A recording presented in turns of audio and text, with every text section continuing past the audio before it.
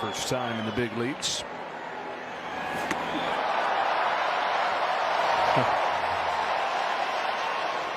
It's Peraza's first at bat today. Came on for Volpe. Stopped at third by Muncy. One gone in the ninth. Wells past Hernandez. Rojas is there. 2 out. 2 gone in the ninth inning. Popped into center field. Kike Hernandez will pitch a scoreless ninth inning and put the finishing touches on an absolute blowout.